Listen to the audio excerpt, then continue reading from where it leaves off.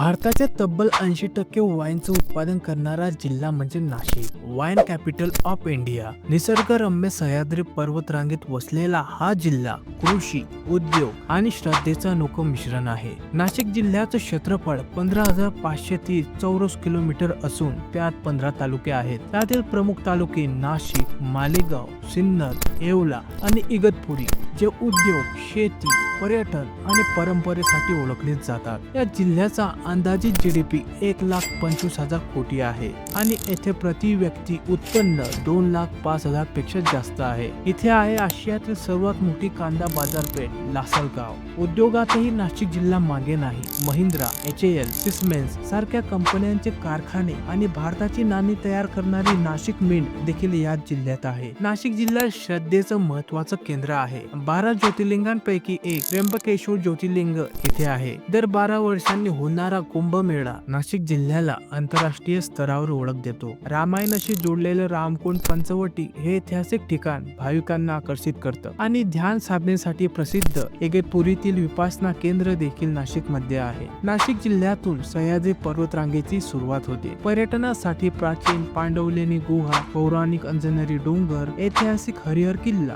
शांत असलेले गंगापूर धरण आणि जगप्रसिद्ध सुला वाईन यार्ड्स हे ठिकाणे नाशिक जिल्ह्याला पर्यटनाचा हॉटस्पॉट बनवतात. इतिहास, श्रद्धा, उद्योग, कृषी, पर्यटन आणि निसर्ग. नाशिक जिल्हा म्हणजे महाराष्ट्राचं संपूर्ण सामर्थ्य आणि सौंदर्य यांचं संगमस्थान. ही रील तुम्ही नाशिक मधून कुठून पाहत आहात कमेंट मध्ये नक्की सांगा आणि अशाच माहितीसाठी सप्त मराठीला फॉलो करा.